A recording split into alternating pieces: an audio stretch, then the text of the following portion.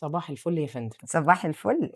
منوراني في بودكاست يا فندم، قعدة حلوة وضحك من غير فلتر، وليّا الشرف إن أنتِ تكوني موجودة معانا النهارده، وجودِك شيء يسعدني، وأي حد هيسمع البودكاست النهارده أنا واثقة إن هو هينبسط من كلامِك ومن القعدة الحلوة اللي إحنا قاعدينها مع بعض. طبعًا أنا عارفة أنا قاعدة مع مين، واللي هيسمع صوتِك أو يعني هيعرف أنا قاعدة مع مين، بس في ناس طبعًا هتسمع البودكاست ما تعرفش مين اللي أنا عاملة معاها اللقاء النهارده، ببساطة كده عرّفيني بنفسِك. أنا نُهى، دكتورة صيدلانية، اشتغلت شوية في صيدلة. حلو. عندي متجوّزة وعندي أولاد. ما شاء الله. اشتغلت شوية زي ما قُلت لِك في صيدلة، حلو. وبعدين بظروف السفر بقى وولادي والبيت وحاجات كده، بقى صعب إن أنا برّه أكمّل في نفس الوظيفة عشان مواعيد المستشفيات، الحاجات صح، دي كلّها صح، كانت بالنسبة لي اليوم مش بيبقى صعب مناسبة. جدًا. ف وجات لي فترة يعني قعدت الصراحة مع ولادي، وبعدين جات لي فترة لأ، حسّيت إنّي عاوزة أرجع شغل تاني وأنزل أشتغل، ففكّرت إن أنا أنزل أعمل shift للcareer بتاعي وأبقى teacher يعني، فبقيت science teacher. وده كان يعني نقول إيه، مواكب مع الfamily أكتر ده طبعًا آه، ده كان أنسب اختيار. أنسب حاجة لظروفي وللfamily بتاعتي، وأنا أصلًا باحب الteaching وباحب أوصّل المعلومة وعندي الحتّة دي، فلقيت نفسي فيها يعني، بالعكس استمتعت يعني استمتعت في الظروف اللي حواليّا هي استمتعت، قدر إن هو يخرّجني يعني يحسّسني إن أنا برضه يعني I'm doing something يعني. أمّا أنا كنت لسه هاسألِك، طَب أنتِ عرفتِ تمانجي بقى ما بين الشغل والأولاد؟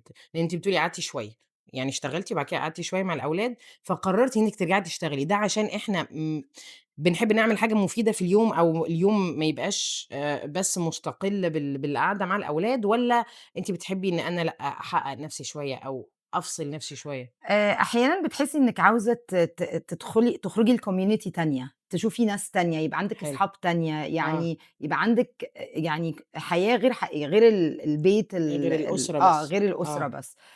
بس طبعًا ده بيبقى قصاده يعني مساوئ كتير أو مش أكيد. مساوئ يعني في بيبقى على نَفْسِك، يعني على حساب نَفْسِك أكتر يعني. أكيد، ما أكيد في إمم. حاجات يعني بما إن أنا شايفة إنِّك ما شاء الله الحمد لله لسه إحنا بنشتغل، فإحنا كده عارفين إن إحنا نوازن، نعمل balance ما بين بنحاول ب نوعًا ما. كلّها محاولات، أيوه، أيوه. بس صعب إن إحنا نقعد من الشغل، لأ. والله بُصّي، هو أنا يعني لقيت نفسي في فترة كده قعدت آه. فيها حتى قريب كده جات ظروف وقعدت لأ، أنا عارفة أشغِل يومي إزاي، يعني even though أنا ما أوكي. اشتغلتش، حلو أوي. عارفة أشغِل يومي إزاي، يعني عارفة أعمل لنفسي فقرات وعندي هوايات، يعني ممكن أخلق لنفسي وقت، وطبعًا مع حلو.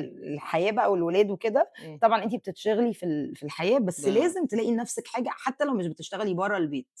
حلو يعني أوي. مثلًا هواية، حاجة تشدِّك، مثلًا فكّرتِ تدخلي في سكة مثلًا إنِّك تحفظي حاجة أو تقري حاجة إمم. أو عندِك هواية، أنا باحب مثلًا decoupage والتلوين والحاجات دي، فالحاجات دي بتاخدني خالص، بتحسّسني عادي بتملى لي وقتي، بابقى سعيدة أوكي. بيها يعني. بس أهم حاجة نشغل وقتنا حتى لو قاعدين تحسّي إنِّك بتعملي حاجة، ما تحسّيش إن بتفرق اليوم كتير. بيعدّي عادي كده. طيب على طول باقوم داخلة على السؤال اللي بعده وباقول لِك الدنيا مختلفة عن زمان، الدنيا دلوقتي بسبب بقى رتم الحياة السريع، بسبب السوشيال ميديا، الإنترنت، الله أعلم بقى التطور بتاع الحياة، بقت في حاجات غريبة بنقابلها، حاجات غريبة بنشوفها، إيه الحاجة اللي أنتِ بقيتِ بتشوفيها تقولي هو إيه اللي جرى في الدنيا، هو ليه بقينا كده؟ بُصّي، هي already كل حاجة بتحصل في الدنيا غريبة، يعني إمم.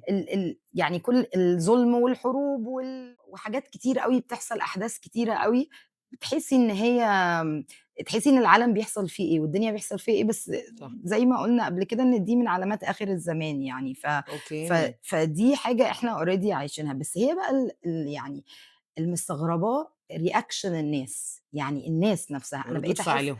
ردود فعلهم، بقيت أحس إن الناس يعني واخدين الموضوع عادي، بيسمعوا الخبر كده بيعدّي، إمم. يعني إلا مش كل الناس طبعًا، إلا من بس رحم جزء ربي. كبير جدًا من آه. الناس يسمعوا الخبر عادي، يعني as if it's مثلًا trend مثلًا طلع ويروح عادي، خبر بيعدّي، بقيت إمم. أحس إن الناس كده قلوبها قاسية أو جمدت أو الدنيا إمم. بقت مادية أكتر من اللازم، صح، صح. الماديات سيطرت على الناس، بقت اللي هو ما فيش إمم. وقت يفكّروا أو يتعاطفوا، بقيت أحس إن الناس بتحكم على بعض بسرعة أوي، judgmental يعني جدًا، وبسبب أخبار لا نعلم مدى صحتها إيه، بالضبط. حاجات مثلًا لو مثلًا فيسبوك والّا إنستجرام خبر نزل النهارده أنت صدّقته بكرة تلاقيه لأ، ده الخبر طلع كُلّه بالضبط، بالضبط، ومثلًا trend يعني شوية وخلاص، مش ما عندناش وعي إن إحنا نتبنى حاجة معيّنة صح. أو فكر معيّن أو نحاول نوعّي نفسنا أو نحاول حتى ممكن هيقول الإنسان هيقول إيه، لأ أنا أصلًا ولا أنا هو أنا اللي هاغيّر العالم، هو أنا هاغيّر الدنيا؟ أيوه، وأنا لأ أنا في إيدي عادي، إيه يعني؟ لأ كل واحد يبدأ بنفسه، ابدئي بنفسِك، ابدئي بنفسِك، زوّدي وعيِك شوية، ابدئي بنفسِك، حاولي يبقى عندِك رحمة، رحمة إمم. مع اللي حواليكِ، رحمة يعني أنتِ اشتغلي على نفسِك وكل واحد بقى ممكن لو كل واحد اشتغل على نفسه والله الدنيا هتُقف، ما تقوليش إن الدنيا يعني إن إمم. العالم كده خلاص أنا هاعمل فيه إيه، لأ، أنتِ تقدري تعملي لو أنتِ حطيتِ في نفسِك إن أنا لأ، أنا عاوزة أبقى أحسن وهاحاول اللي حواليّا يبقوا أحسن زيي، الدنيا بتمشي. الدنيا وبعدين بتختلف. تلاقيه دلوقتي مثلًا الغلط بقى عادي، الناس فخورة أيوه. بيه، هو اللي بينتشر وهو تحسيه إن هو الموضة وهو صح. الtrend وإن أنتِ بقى لو التزمتِ أو لو قُلتِ كلام التزمتِ في المعاملات، في الحياة، في كل رجعنا حاجة للbasics في إن المبادئ أنتِ بقى والأخلاق بتاعتنا بيستخبّي، مثلًا. إن اللي بيتكلّم كلمة الحق بيستخبّي، الناس تبقى قاعدة حلوة، تقعد تهزّر وتقعد بقى تجيب في سيرة الناس وتتريق وكده، دي القعدة حلوة ولذيذة والسهرة حلوة وكده، ييجي حد يقول لأ يا جماعة ما ينفعش، لأ ده أنت قفيل بقى، مثلًا في الشغل صح. مثلًا، اللي مثلًا يمشّي حاله واللي يقبل حاجات مش مضبوطة وكده، لأ ده عارف مصلحته وده اللي هيكبر في شغله، اللي آه. ماشي بقى زي الألِف وعامل كده اللي ماشي صح. أيوه، اللي ماشي صح، آه. ده بقى مش هيكبر بسرعة، ده حياته هتبقى ماشية إمم. بروتين عادي، طبعًا مشكلة البوركيني البيكيني طبعًا معروفة طبعًا في الحياة، عندِك في يعني مُدن بتقفل أيوه بسبب الموضوع ده، أيوه. حتى أصلًا يعني في حياتنا أنا مثلًا آه. بناتي مثلًا يعني الحجاب ده لو واحدة مثلًا بتفكّر في إمم. حجاب أو كده، لأ طبعًا أنتِ برّه، يعني إن أنا كده مش على الموضة، إن أنا كده أيوه، مش لأ أنا الصح، مش إن أنا trend. كده آه. إن أنا مش تبع الtrend لو طلع حاجة أنا ألبسها ما يعني بقى في حاجات كتير بقى الناس اللي تعمل الصح بتبقى خايفة أو إمم. حاسة إن هي مكسوفة، صح. صح. بس ده اللي بقوا أنا قِلّة. باستغربه يعني، ده طَب أنتِ جبتِ جملة مهمة اللي هو بناتي وموضوع فعلًا الالتزام أو مش هنقول التزام إمم، الدين basics الbasic بتاعة الدين بتاعنا بتاع الإسلام اللي إحنا الbasics متربيين عليه. إمم. بتعرفي بقى لإن ما شاء الله البنات الكبار يعني تعرفي بقى تفهّميهم يا جماعة اللي أنتم بتشوفوه برّه ده مش هو الأصل، إحنا لازم بنرجع للقِيَم بتاعتنا والأساس بُصّي، بتاعنا؟ أنا باحاول كتير، بس إمم. طبعًا أنتِ مش ما حدّش بيغصب حد على حاجة، صح. مع إن هو بُصّي، ممكن كان يكون من الأول برضه إمم. كان لازم يبقى في تأسيس أكتر من كده، يعني حلو. كنت أنا لازم يعني أكون يعني في ناس بتبقى ممهّدة بدري أوي، إمم. بحيث إن أنتِ لمّا بتيجي الوقت المضبوط بتلاقي خلاص البنات totally كده. طبعًا تأثير الأصحاب وتأثير كده، بس طبعًا كل شوية خايفة عليكم وباحبكم، والله عشان آه. أنا كده، فأنا يعني ومن ترك شيئًا لله أبدله الله خيرًا منه، صدقيني ما فيش حاجة أي حاجة حلوة هتعمليها هتلاقي ربنا هيجيبها لِك أحسن ويردّها لِك وأحسن، تاني. تقعدي صح. تحاولي كده يا رب كده طب إيه رأيِك في اللبس ده؟ بتقعدي كده بتحسسيهم إن في حاجة لازم تتعمل، حلو. يعني لازم بالراحة تتعمل. بُصّي بأسلوب هو بالراحة بس في نفس الوقت هو للأسف هو أنتِ مضطرة إنِّك تعمليه بالراحة، يعني مش أنتِ هيتقبّلوا مش هيتقبّلوا غير كده، بس أنتِ خايفة عليهم أوي، أنتِ خايفة صعب، عليها. الدنيا بقت أنتِ صعبة. خايفة صح. عليها، يعني خايفة عليها من كل حاجة، مش من الدنيا، خايفة عليها من الحساب، يعني ما أنتِ إمم. بتحبي حد، فأنتِ صح. عاوزة الحد ده تبقي متطمنة عليه، يعني لو أي صح. حد راح من صح. حياتِك أول حاجة تفكّري في إيه؟ يا ترى هو كان بيعمل إيه حاجة طيبة في الحياة، يا ترى كان صح. بيعمل ده اللي بيطمنِك عليه صح. بعد ما يموت، أيوه، ما أيوه أنتِ فعلًا عاوزة صح. تعملي كده بقى عشان نبقى نطمن عليه. حلو عرفتِ، عرفتِ إزاي؟ آه. وبعدين دايمًا أنا عارفة إن هو دلوقتي يعني الرسول عليه الصلاة والسلام عليه قال الصلاة والسلام. يأتي زمن على أمتي الماسك على دينه كالماسك على جمر من نار، أنا جَمْرة مش من عارفة نار. طبعًا ممكن أكون مش قايلة الصيغة مضبوط بالضبط، ما فيش بس مشكلة. أنتِ دايمًا طوبى للغرباء في الزمن ده، كل ما حسيتِ إن أنتِ مش غريبة extremely بس متمسكة بحاجة الناس إمم. شايفاكِ weird وأنتِ لأ أنتِ عارفاها صح. صح، أنتِ فإن أنتِ صح. صح. أنتِ صح. صح. إمم.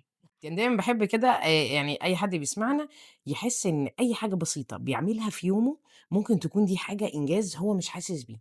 فأنا من هنا أحب أقول في وسط شغلِك وولادِك والحياة طبعًا والمشغوليات، إيه الإنجاز البسيط في اليوم الواحد اللي بتعمليه بيحسس نوعًا إن هي لأ أنا النهارده ده أنا كده خلاص عدِّت معايا، ده النهارده في قمة انبساطي عشان حاجة بسيطة جدًا أيوه، عملتها. أنا على فكرة أنا بابقى ماشية بالسياسة دي، لإن أنا لازم أعمل كده عشان أفرح، يعني عشان الحياة تمشي. حلو أوي. أيوه، أيوه. إحنا محتاجين لو تفاؤل، الدنيا محتاجين ما تفاؤل. مشيتش أنا لو رُحت الgym في يوم بابقى سعيدة جدًا. لأ، ده قرار لأ، لأ، أصلًا إنِّك تقومي تمشي لغاية الgym ده لأ، ده أنا لأ، أحييكِ لأ، عليه. لأ، مش قصدي، يعني مثلًا آه. أنا مثلًا لو مثلًا حد من ولادي مثلًا كان إمم. عنده مشكلة وأنا عرفت أdeal معاها بطريقة حلوة أو عرفت أدّي له حتّة هو عاوزها، أحس كده أنا أنجزت جدًا. في حلو أوي. المدرسة مثلًا شرحت الlesson بطريقة حلوة والولاد كانوا engaged والدنيا حلوة والولاد فهموا منّي، أنا آه، كده أنجزت. حد قال لي يا مِس باحبِّك والّا ادّاني chocolate والّا وردة والّا بس كده. ورقة بس كده فيها آه، كلمتين، أنا كده أنجزت. طبخت طبخة حلوة والولاد اتلمّوا واتبسطوا وشكرًا يا مامي وجوزي اتبسط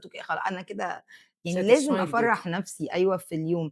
عرفت أصلّي ركعتين قيام ليل، أنا كده يعني ياه! ده أنا أنا كده كده خلاص أنا أنجزت. داخلة الجنة النهارده. يعني عرفتِ يعني أي حاجة باحطّها في الصبح من الحاجات اللي هتساعدني take a step forward، أي حاجة صغيّرة باعملها باتبسط منها. حتى مثلًا آجي في آخر اليوم أنا مثلًا ما عملتش حاجات كتيرة أوي، لأ بس أنتِ عملتِ مثلًا كذا، إن شاء واحدة الله آه، على رأيِك يعني أي حاجة واحدة حاجة، آه، أي حاجة طبخة حلوة، حد عرفتِ تجبري بخاطره، حد آه، فرح كده. صح، صح. حد كان مثلًا مهموم ومتضايق وأنتِ وأنتِ خليتيه قعدتِ يبتسم معاه حتى. خليتيه يبتسم. آه، أنا مثلًا في الشغل مثلًا إن أنا أعمل community يعني أخلّي الناس تحب بعض وإن إحنا نبقى community عارفين نعيش مع بعض في atmosphere حلو، حلو. وعرفتِ مثلًا ده متضايق من ده توفّقي بين الناس كده دي كده إنجاز. أي إمم، حاجة في حياتِك صغيّرة فرّحي نفسِك إنجاز. بيها. أيوه إنجاز، أنا حلو باعمل أوي. كده يعني. هو دايمًا أي حد يعرفك هيبقى عارف إن إحنا على طول الحمد لله باشتغل بنحاول، جدًا. بنحاول بس مش بنحاول دايمًا. لا، لا، بس هي كفاية المعافرة، كفاية إن أيوه، هي اسعى يا عبد وأنا أيوه، سامعك، أيوه. فحتى السعي في التفاؤل والسعادة ده مهم. في بقى بسبب السوشيال ميديا تاني اللي أنا كنت إمم. باكلمِك عليها، في ناس كتير حاسة قاعدين في البيت ما بيعملوش حاجة، مش حاسين بأي إنجازات، حاسين إن حياتهم بتضيع، سواء اللي بتشتغل ومن بيتها للشغل، أو سواء اللي عندها أطفال وبتربي بس. ممكن بقى فايتها career، فايتها كورسات، فلوس الinfluencer والbloggers اللي إحنا بنشوفها، فتقولي للناس اللي حاسين إن فايتهم حاجة في حياتهم دي، فعلًا فايتهم حاجة؟ بُصّي، هو خلّينا نتّفق إمم، إن ربنا بيوزّع الأرزاق وبيوزّع كده كل واحد زي ما بيقولوا زمان من ساعة لمّا كنا صح، ب24 قيراط. صح، فأنتِ رزقِك جاي لِك في حاجة، في أي حاجة بقى، جاي إمم، لِك ممكن رزقِك أنتِ جاي لِك في ابن مُريح، ممكن آه، رزقِك جاي لِك في ابن شاطر مثلًا، أو مثلًا رزقِك جاي لِك في شُغلة كويسة، شُغلِك جاي لِك في بيت، في family، عندِك عيلة حلوة، عندِك إخوات، عندِك قرايب، عندِك comfort zone، عندِك أصحاب حلوين. الرزق بييجي في حاجات كتير أوي، مش شرط كده. إمم، بس in general يعني أنا بس اللي عاوزة أقول بقى للناس اللي أنتِ إمم، بتقولي عليهم كده، إن الإنجاز يعني مش إن أنتِ تبقي عالمية أو تاخدي جايزة أو كده، هو أصلًا إنجاز إن أنتِ عارفة تستمري وتدّي في وسط ظروف صعبة. إن أنتِ قادرة تعملي أوكي، عطاء، أنتِ في العطاء ده على فكرة بتحسّي فيه إنجاز، عطاء مع صح، أي حد بقى حواليكِ، أي إمم، حد تفرّحيه، أي حد تجبري بخاطره، يبقى ليكِ ذكرى حلوة لمّا يجيبوا سيرتِك مثلًا، آه، مثلًا دي مثلًا كذا، العطاء ده اللي أنتِ بتدّيه من قلبِك فعلًا بيوصل للناس، إمم، وفعلًا سُمعتِك الطيبة وحُب الناس ليكِ، وأصلًا صح، ثمرتِك بقى في أي حاجة بتعمليها، ولادِك، إمم، شغلِك، أي حاجة بتعمليها بإخلاص، زمايلِك، صحابِك، ده إنجاز. ده إمم، إنجاز إحنا يعني لو ربنا كاتب لنا رزق في حتّة إمم، وطبعًا بنسعى، يعني هو أكيد، أنتِ أصلًا أكيد، لازم تعملي حاجة تفرّحِك، زي ما باقول لِك حتّى لو هواية، حتّى لو أيوه، أيوه، لازم تحسّي إن حياتِك مشغولة في حاجة. أنا مثلًا برضه بقيت أحب برضه فقرة القرآن وإن أنا أتدبّر فيه وإن إمم، كده برضه باحس إن أنا عملت فيه إنجاز. أكيد. يعني أي حاجة ممكن تشدِّك دي بتبقى إنجاز، ومش شرط الجوايز ولا العالمية، طبعًا إمم. كُلّنا نِفْسنا يبقى معانا فلوس. أمنيات، بس أيوه، بس ما نحسّش لأ الحياة أنا مش مش بتُقف. هي دي، بُصّي، أوقات كتير بييجي لِك طبعًا لحظات depression أكيد. وتحسّي إن أنتِ عمّالة بتجري والدنيا واقفة أو يعني كده، إمم، بس ترجعي بقى تُقفي، أنتِ لازم تُقفي مع نَفْسِك. أنا الحمد لله ربنا رازقني بإيه بقى، أنا مثلًا عندي كذا وعندي كذا، صح، يعني ما أنا باقول لِك أنا بالنسبة لي مثلًا عيلة حلوة دي بالدنيا، بالدنيا وما فيها. إخواتي، إمم، أهلي، إمم، صحابي، دي كُلّها نِعَم، ولادي. دي كلّها نِعَم، صح، حتى لو ربنا رزقني مثلًا وفّقني في الشغلانة دي يعني although مثلًا دي مش كاريري بس أنا مرتاحة فيها، ده رزق. ده رزق. وما عندكيش وقت، أنا برضه ساعات باحس إن الناس اللي بتبقى حاسة زي ما أنا باقول لِك فايتهم حاجة، إحنا فاضيين شوية فمركّزين في الخارج، خلّينا نركّز في الداخل، يعني أنتِ كنتِ اشتغلي بتقولي على أيوه نَفْسِك.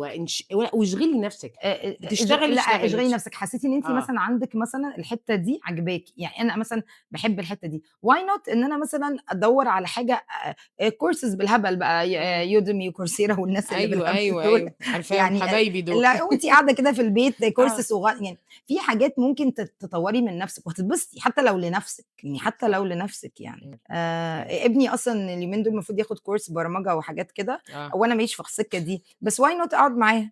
حلو، لأ أنا عايزة أقول لِك يشرح وأنا أبقى قاعدة وأنتِ أتفرّج وأبقى تبتدي يعني تفهمي بازوّد شوية. لنفسي info يعني يعني ليه، إيه بيقول لِك المشكلة؟ البرمجة دي حاجة مهمة أوي، أيوه بس ما جاتش يعني على أيامنا، لا، فالدنيا لا صعبة أوي ما أقولكيش. بالضبط كده. من الكلام معاكِ في تفاؤل وفي سعادة وفي رضا بالنفس حلو، فلازم بانتقل إلى جزء مش كئيب، بس جزء يعني إيه، نقول في وسط أي شخص باقابله مبتسم متفائل، لازم بيبقى في جانب نقول إيه، في ابتلاء، في جزء صعب عدّى عليه. فدايمًا باحب أسأل سؤال بسيط كده، أكتر موقف صعب عدّى عليكِ وعدّيتِ منّه إزاي؟ عشان برضه الناس لأ يا جماعة هي مش على طول بتفكّر بس في الشغل وتخرّج نفسها إزاي وتبسط نفسها، لأ أكيد في وسط ده كلّه حاجات صعبة كتير عدّيتِ بيها. بُصّي، هو أنا يعني هو ما حصلّيش الموقف اللي هو اللي يهزّني ده وكده، طَب الحمد يعني لله. مع إن يعني سبحان الله أشد الناس ابتلاءً هم الأنبياء، فما صح. بعدهم، فأكيد الناس اللي بيحصل لهم ابتلاءات عظيمة دي، إمم. دي بيبقوا من ناس من درجة إيمانهم حتى يعني بيبقى ده من حُب ربنا فيهم، يعني إمم. لمّا أعلى ابتلاء هم الأنبياء، فما تحت اللي تحتهم، اللي تحتهم، صح. فكل ما زادت درجة إيمانِك ممكن يبقى ابتلائِك أكبر، ممكن يبقى إمم. ربنا يقرّب لِك أكتر، بس أنا يعني ما حصلّيش كده، الحمد لله. الحياة العادية بقى الأزمات اللي بتعدّي في الحياة بقى أزمات حلو. مادية، آه. معنوية، depression في شغل، في حاجات، بس ممكن يعني لمّا قعدت أفكّر كده ممكن في مرّة عملت حادثة، كانت حادثة جامدة أوي، كانت حادثة موت، يعني اللي هو أنا أصلًا وأنا والحادثة بتحصل وأنا خلاص يعني أنا العربية لفِّت بيّا كده على الدايري وكنا هنُقع من فوق كوبري، يا نهار أسود! أنا أصلًا كل ده حصل في ثانية وأنا مش عارفة إيه اللي حصل أنتِ اللي كنتِ سايقة؟ وعادي إمم. جدًا، ما عملتش أي حاجة غريبة، هو فجأة العربية عوّمت منّي وفجأة أنا بُصّي أنا داخلة أنا خلاص طالعة بقى هانُط من على الكوبري. وأنا شايفاني وأنا بيحصل كده، وأنا عارفة إن أنا خلاص إحنا هنموت، أنتِ عارفة أنتِ شُفتِ الموت بعينِك فعلًا، وخلاص إحنا هنموت، وبعدين أنا فجأة ما أعرفش إيه اللي حصل، وبعدين فجأة صحيت كده لقيت إن إحنا ما متناش، حتى مامتي كانت جنبي قُلت لها: "يا ماما أنتِ مامتِك كويسة؟" كمان كانت معاكِ؟ قُلت لها: "أنتِ كويسة؟" قامت قالت لي: "آه." بُصّي في اللحظة دي آه. يعني هو اللي حصل بقى إن الخرسانة بقى دي أنا دخلت بسرعتي كلّها في حاجة زي سور كده، هو اللي صدّنا، طبعًا أوكي. إحنا يعني إحنا خلاص ده أنتِ العربية اتبهدلت وإحنا طبعًا. أصلًا شخصيًا يعني أنا باقول لِك كده، يا إمّا بقى كان اللي هيحصل إن إحنا هننُط من فوق الحتّة دي، لولا السور الصغير السور ده. ده، آه. يعني أنا أصلًا شايفة وأنا معديّة مرّة تانية إن السور ده مكسور أصلًا وفي حاجة حاصلة فيه، يعني مش بتاعنا، بس ناس تانية، آه. بس هو ساعتها أنا لمّا قعدت أفكّر في الprogram في كل اللي حصل ده، قعدت أقول يا ربي يعني شُفت رحمة ربنا في اللي حصل، يعني إن أنا لمّا العربية عوّمت ما فيش ولا عربية جات خبطتنا، إحنا كنا ماشيين في عكس آه. الطريق، صح. إن أصلًا إحنا ما حصلش إحنا وقعنا من ده بعدها بأسبوع أصلًا أنا كنت سامعة إن في حادثة حصل شبه كده والناس مش عارفة إيه اللي حصل لها وكده، حسيت ساعتها قُلت يا ربي يعني اقتنعت أوي شوية بحتّة صنائع المعروف تقي مصارع السوء. يعني قعدت أقول إيه، أوكي. يمكن يعني طبعًا ربنا رحيم، ودايمًا كل ابتلاء إمم. بييجي معاه لطف. لطف، إمم. فقعدت أقول يا ربي يعني يمكن دعوة حلوة، يمكن حاجة أنا عملتها هي هي اللي لطفت اللي مثلًا، سببت إن في حاجة تصُد اللطف ده العربية وكده. إن حصل كده وإن إحنا طلعنا منها بكدمات، ما طلعناش منها بكده. طبعًا بعدها اتهزيت جدًا، جدًا، جدًا. وحسّيت إن جالي أحاسيس كتير، أولًا حسّيت إن أنا طبعًا مش هاقدر أسوق تاني، وإن أنا مش هاقدر أصلًا صح. أتخطى الفقرة دي، وكان فعلًا عندي فوبيا إن أنا أركب العربية، لإن أنا حسّيت إن حاجة حصلت من nowhere وحصل لي كده، وما حدش خبطِك ولا لمسِك لأ، ولا أي لأ، حاجة؟ لا، لأ، ولا أي حاجة، أنا ماشية عادي، والله ماشية عادي. بُصّي أنتِ عارفة أوقات بس الأرض بيبقى فيها الأسفلت يعني سِنّة كده أعلى من سِنّة، بس آه. مش حاجة obvious خالص، دي برضه. حاجة كده مثلًا آه. عُقلة، مش حاجة، يعني ماشية عادي جدًا وحصل كده سبحان الله. قُلت أولًا دينيًا قُلت إمم. ربنا ادّاكِ فرصة تانية، يعني أنتِ إمم. شُفتِ صح. الموت بعينِك، في أقل من ثانية. ربنا ادّاكِ فرصة تانية، شوفي هتعملي فيها إيه. شوفي بقى كل ثانية آه. بقى أنتِ أوكي. راحت منِّك دي، إمم. يعني كنتِ هتموتي، شوفي بقى من ساعة لمّا كنتِ هتموتي لغاية دلوقتي ربنا مدّاكِ فرص قد إيه، لازم كل آه. يوم تستغلّي الفرصة دي. تاني حاجة بقى قعدت آجي على نفسي قُلت لأ، أنا مش هاقف قصاد إن أنا مش قادرة، مش هاقف قصاد إن أنا مش قادرة أسوق، مش قادرة أكمّل، مش قادرة إمم. كده، لأ، وفضلت بقى واحدة، واحدة كده لغاية لمّا يعني ما حسيتش إن أنا عاوزة أحسّس نفسي بإن أنا لأ، مش قادرة، لأ I can do it وإن واحدة، واحدة كل حاجة يعني هتمشي. يمكن هتمشي. دي بالنسبة لناس مش تجربة لأ، يعني بس هي موقف صعب كبيرة، بس بالنسبة دي لِك. موقف بالنسبة لي آه. كان صعب، وحاولت أشوف الرحمة اللي فيه، وأشوف أيوه. فعلًا آه. إن فعلًا في حاجات كتير ممكن تعمليها بجد بتقيكِ من حاجات كتير يعني. الحمد لله دلوقتي رجعتِ باسوق بتسوقي وزي وباجري على الفل. الطريق عادي وربنا يستر. بس سبحان قعدت الله. لي يعني كده شهرين أكيد كده على فترة بال ما عرفت طبعًا. آخد لأ ده لمّا الdecision حد بس تاني. بيخبط العربية خبطة الواحد بيحس إن هو اتوتر في السواقة، دي لوحدها إمم، كارثة. لأ إمم، الحمد لله إن أنتِ إمم. سليمة معافاة منوّرة معانا. أنتِ طبعًا يعني برضه سبقتيني للسؤال اللي جاي، أنا دايمًا باحب أختم الحلقة بحاجة refreshment كده للناس. كل يوم يعني بيبقى مثلًا معاكِ ملازمِك دعاء أو حديث أو آية قرآنية بتحسي إن اليوم ما ينفعش يعدّي من غير ما تقوليها، من غير ما تيجي في ذهنِك، إمم. بتطمنِك، بتلطف بيكِ. لو حسيتِ إن اليوم عدّى من غيرها، لأ أنا النهارده اليوم ناقص، فإيه بقى حاجة واحدة بس؟ قولي.